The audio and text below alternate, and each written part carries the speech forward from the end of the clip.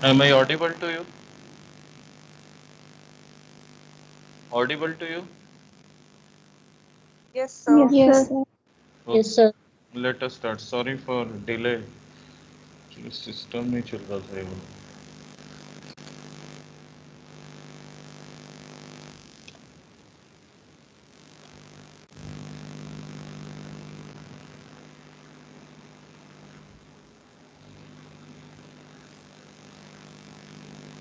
Screen is visible now? Yes, sir. Yes, sir. Okay. कल हम right shares की बात कर रहे थे कि राइट शेयर्स की क्या क्या कंडीशन है, ये हमने किया था. तो 3 कंडीशन हमने पढ़ी थी कि प्रोपोर्शनेट बेसिस पे हम एक तो शेयर्स क्या करेंगे, परचेस करेंगे.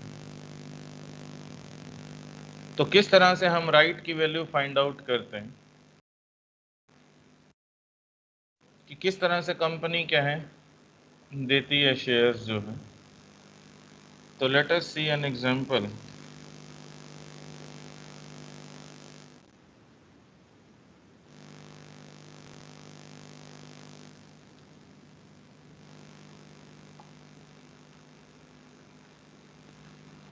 तो अब इसकी केस स्टडी एक छोटी सी कि वैल्यू ऑफ राइट हम कैसे फाइंड आउट करेंगे.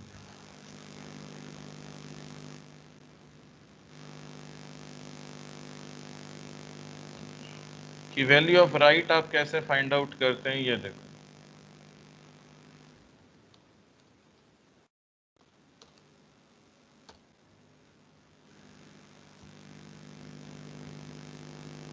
अब a company planning to raise funds by making right issue of equity shares to finance its expansion. The existing equity share capital of the company is rupees 50 lakh. The market value of its share is 42. The company offers to its share the right to buy 2 shares for at rupees 11 each for every 5 share held. मतलब 5 के बदले में 2. This is proportionate holding. You are required to compute. कि अब आपको देखो compute क्या क्या करना है. एक तो हमें market price after right issue क्या होगा ये निकालना है. वैल्यू ऑफ राइट आपको फाइंड आउट करनी है. कितनी आपकी शेयर कैपिटल क्या है इंक्रीज हुई है ये फाइंड आउट करना. कि एक तो हमें चाहिए theoretical market price after right issue और एक हमें वैल्यू ऑफ राइट चाहिए. एक बताओ कि आपकी कितने परसेंट कैपिटल क्या हुआ इंक्रीज हुआ. ये चीजें आपको फाइंड आउट करनी.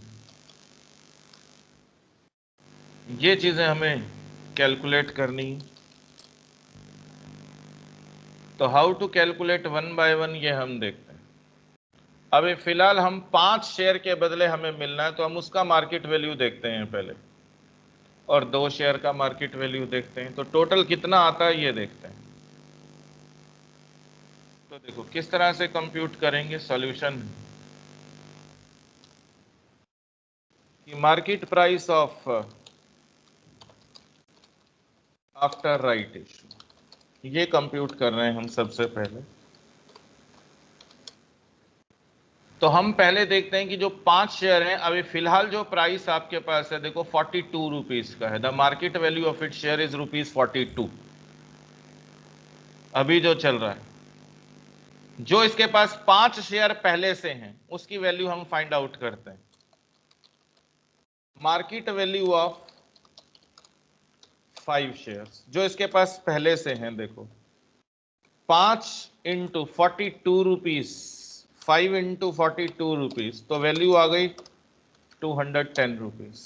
अब इसको 2 मिलने हैं तो उसकी मार्केट वैल्यू कंप्यूट करते हैं. मार्केट वैल्यू ऑफ 2 शेयर्स क्योंकि हमें तो आफ्टर राइट इशू चाहिए. 2 शेयर इसको मिलने हैं 11 रुपए पर शेयर के हिसाब से. देखो ये लिखा था एट 11 ईच. एट 11 ईच 5 पहले थे उसके पास 2 और मिलने टोटल इसके पास 7 शेयर हो जाएंगे. देखो सॉरी. तो मार्केट वैल्यू ऑफ 2 शेयर्स ये हो गई 2 इंटू 11 22 रुपीज. तो टोटल आपके पास ये आ गया 232. ये तो 7 शेयर की वैल्यू आ गई. हमें पर शेयर चाहिए तो पर शेयर की वैल्यू निकाल लेते हैं। This is called theoretical market price, कि जो हम बुक्स में निकाल रहे हैं। प्रैक्टिकली पॉसिबल नहीं होता। प्रैक्टिकली तो क्या है, डिमांड एंड सप्लाई से हम देखते हैं, इसलिए हम इसको थ्योरेटिकल बोल रहे हैं। तो पर शेयर देखते हैं। ये 7 शेयर की आ गई पर शेयर। तो पर शेयर देखो कितना हो गया, 232 डिवाइडेड बाय 7। तो देखो कितना आ रहा है, इसको चेक करते हैं।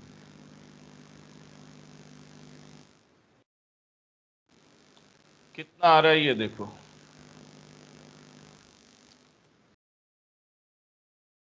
ये आ रहा है कैलकुलेट करके 33 रुपीज 14 पैसा, ये आ रहा है आपके पास।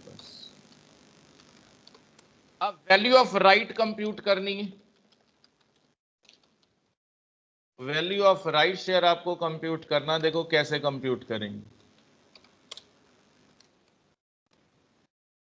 तो वैल्यू ऑफ राइट देखो कैसे कंप्यूट करेंगे, जो एक्चुअल मार्केट प्राइस है उसमें से थ्योरेटिकल मार्केट प्राइस माइनस कर दो। एक्चुअल मार्केट प्राइस मैंने बोला आपको कि डिमांड एंड सप्लाई से मार्केट में कितना सप्लाई है कितना डिमांड है, उसके बेसिस पे हम क्या करते हैं, डिसाइड करते हैं। उसके बेसिस पे हम क्या करते हैं, डिसाइड करते हैं जो मार्केट में चल रहा है। तो इसलिए market price minus theoretical market price, ये माइनस कर दो, तो ये आपके पास वैल्यू ऑफ राइट आ जाएगी। तो देखो आपके पास मार्केट प्राइस 42 दे रखा है और ये आपने कंप्यूट कर लिया 33 रुपीज 14 पैसा। तो वैल्यू ऑफ राइट आपके पास आ गई 3 कितना बचेगा ये, 8.86। 8.86। Yes sir. तो देखो ये आपके पास वैल्यू ऑफ राइट आ गई कि जो आपको राइट शेयर मिलेंगे उसका प्राइस ये होगा। अब आपकी कैपिटल कितनी इंक्रीज हुई है, कितने परसेंट कैपिटल क्या है इंक्रीज हुआ है, ये हमें फाइंड आउट करना है। Percentage increase in capital after right issue, ये हमें फाइंड आउट करना थर्ड पार्ट में। Percentage increase in capital, capital कितनी इंक्रीज हुई है ये देखते हैं। अभी आपके पास करंट कैपिटल देखो कितना है, ये हमें दे रखा है यहाँ पे 50 लाख रुपीज। अब राइट शेयर्स कितने इशू किए वो भी देख लो। राइट शेयर से कितनी कैपिटल आई, 50 लाख इन टू में 5 के बदले 2 शेयर्स देने, तो 20 लाख की ये आ गई। 5 के बदले आपको सिर्फ 2 शेयर देने हैं। तो देखो परसेंटेज इंक्रीज फाइंड आउट करना, तो ये हो गई 20 lakh divided by 50 lakh multiplied by 100 percentage के लिए। तो मीन्स 40% आपकी कैपिटल क्या हुई है, इंक्रीज हुई। तो this is the formula for calculating value of right, कि जो एक्चुअल मार्केट प्राइस है, जो प्रैक्टिकली जो चल रहा है, जो शेयर मार्केट में आपके पास अवेलेबल है, और जो आपने थ्योरेटिकली मीन्स बुक वैल्यू के बेसिस पे आपने कंप्यूट कर दिया, तो वो हमारा क्या हो जाएगा, परसेंटेज इंक्रीज आ जाएगी आपके पास। ओ सॉरी, वो हमारा वैल्यू ऑफ राइट आ जाएगा, और ये लास्ट में हमारा परसेंटेज इंक्रीज इन कैपिटल है। तो 40% कैपिटल आपकी क्या इंक्रीज हुई।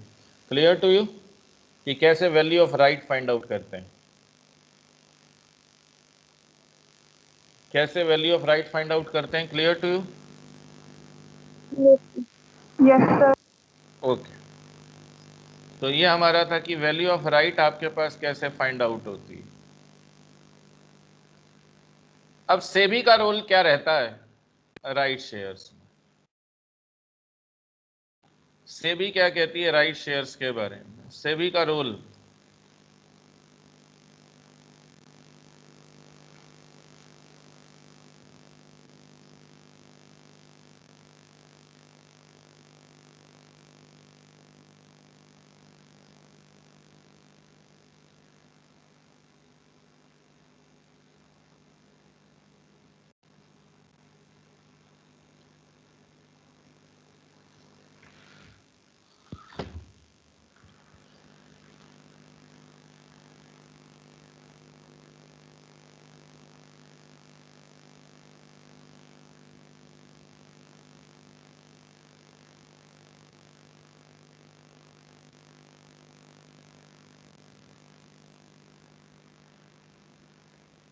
तो अब देखो नेक्स्ट पार्ट हम करते हैं कि प्रोसीजर हमारे पास क्या रहेगा, कौन कौन से फॉर्म आप इशू करेंगे, तो वो हम इसके अंदर देखते हैं कौन कौन से स्टेप्स हमारे पास हैं। Procedure for issue right shares. अब है प्रोसीजर, देखो किस तरह से कंपनी राइट शेयर क्या है इशू करती है। प्रोसीजर हमारे पास है, किस तरह से कंपनी के राइट शेयर इशू करेगी, ये प्रोसीजर हम देखते हैं। तो सबसे पहले कंपनी क्या करती है कि होल्ड अ बोर्ड मीटिंग। सबसे पहले कंपनी अपनी बोर्ड की मीटिंग कॉल करेगी, सबसे पहला काम होता है हमेशा, क्योंकि हमने अपनी कैपिटल को एक्सपेंड करना है। तो 7 दिन पहले अपने मेंबर्स को हम क्या देंगे, नोटिस देंगे इस बोर्ड मीटिंग से पहले। उसके अंदर सारा एजेंडा मेंशन होगा। तो means notice shall be served to members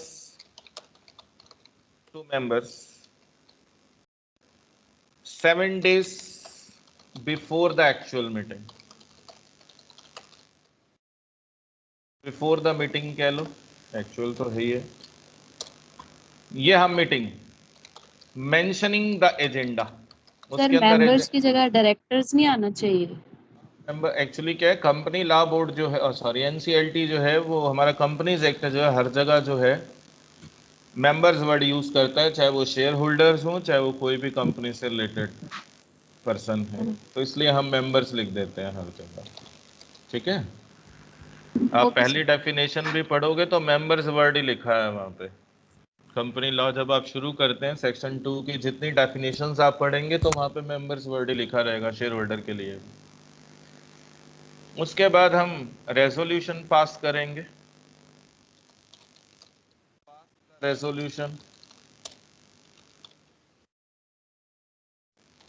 pass the resolution कि रेजोल्यूशन पास करेंगे, क्योंकि बोर्ड मीटिंग हम कॉल कर रहे हैं कि एक तो ऑफर लेटर अप्रूव करना है, डेट फिक्स करनी है, प्राइस ऑफ द शेयर्स, किस रेशो में राइट शेयर इशू होंगे। जैसे भी हमने ये पीछे वाला केस स्टडी देखा है तो हमने देखा 2/5,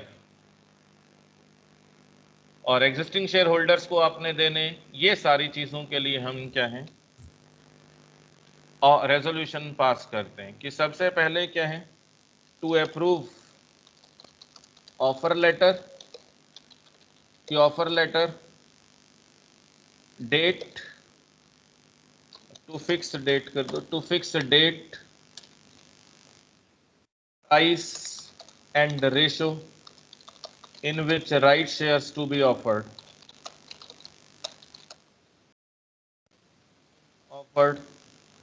ये सारी चीजें हम अप्रूव कराते हैं तो वो रेजोल्यूशन में right shares to existing shareholders, तो ये सारी चीजें रेजोल्यूशन के अंदर मेंशन होती हैं। ये सारी चीजें हम लिखते हैं उस रेजोल्यूशन के अंदर जो हम पास करेंगे। उसके बाद नोटिस ऑफ ऑफर, चाहे वो रजिस्टर्ड पोस्ट से भेजें, चाहे आप इलेक्ट्रॉनिक मोड से भेजें, जितने भी एग्जिस्टिंग शेयर होल्डर होंगे before the opening of the issue. तो इसमें हमें लिखा होगा कि नंबर ऑफ शेयर्स हम कितने शेयर होल्डर को ऑफर कर रहे हैं। 15 से 30 दिन मैंने आपको बोला था कि ये ओपन रहेगा, तो इसलिए नोटिस ऑफ ऑफर जो है वो हम अपने शेयर होल्डर्स को, नोटिस ऑफ ऑफर,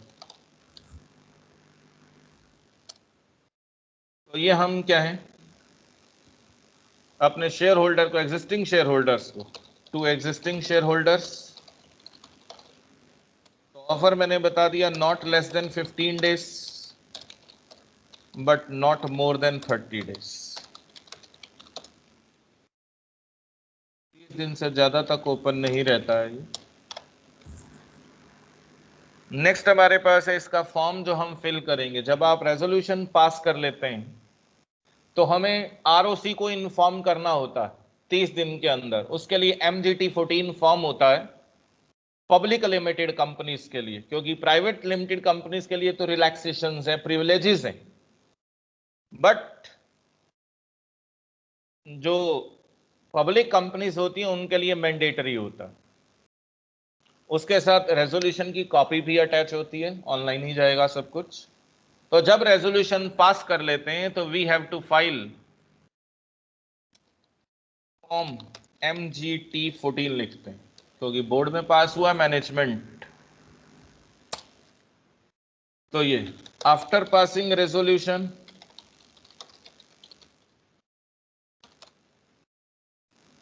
तो need to file form MGT 14 within 30 days with ROC।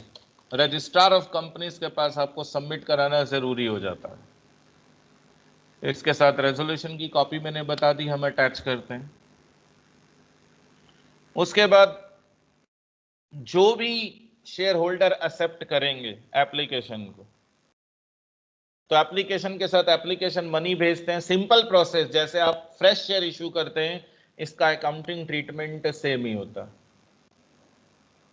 तो रिसीट ऑफ द मनी, तो अब कंपनी पैसा लेना शुरू करेगी। Receipt of money from share holders, company will make necessary arrangement for receipt of money, कि कैसे लेनी है वो कंपनी अपने आप डिसाइड करेगी, कंपनी अरेंजमेंट करेगी, हमारा काम नहीं है।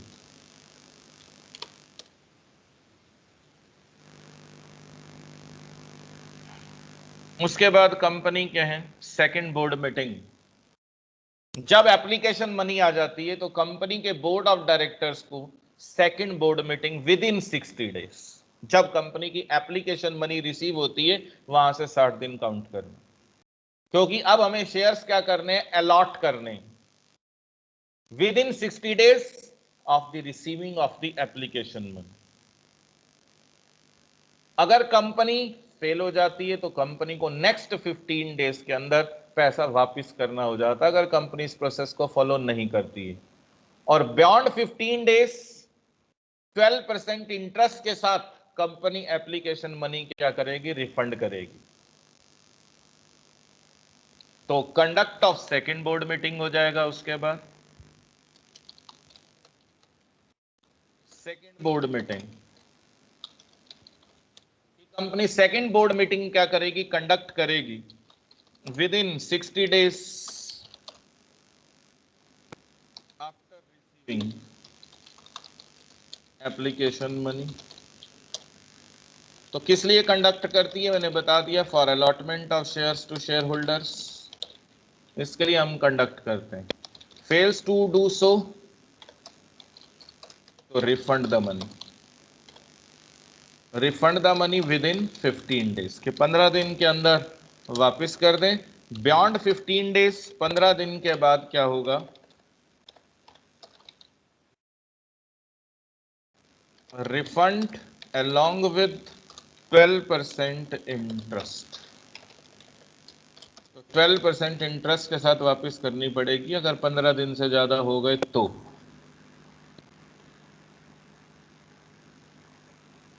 उसके बाद ROC को इन्फॉर्म करना है कि हमने शेयर्स क्या कर दिए, अलॉट कर दिए। 30 days के अंदर इन्फॉर्म करेंगे। विद इन 30 days कंपनी क्या कर देगी, इन्फॉर्म करेगी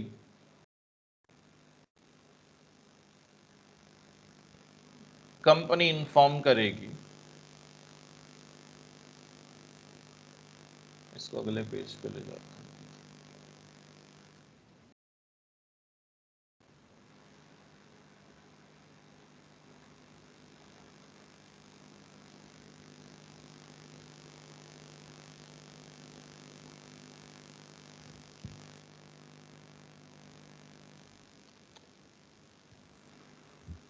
विजिबल है ना?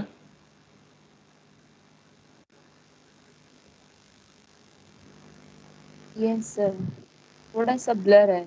अभी अभी ठीक कर रहा हूँ, उसी को खराब हो रहा है।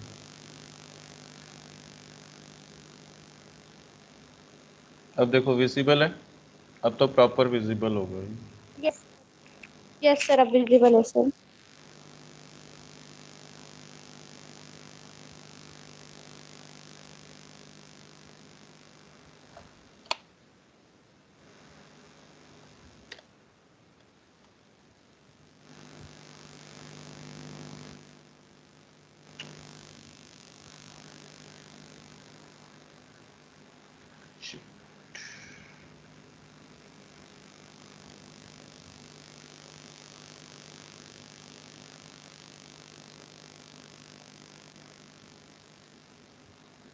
बंद हो गया, 1 मिनट।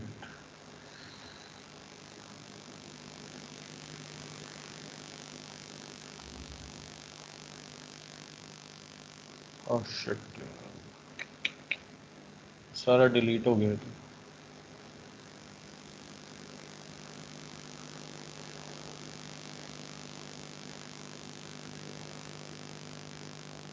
बाकी कल करेंगे बेटा, डिलीट हो गया है तो सारा।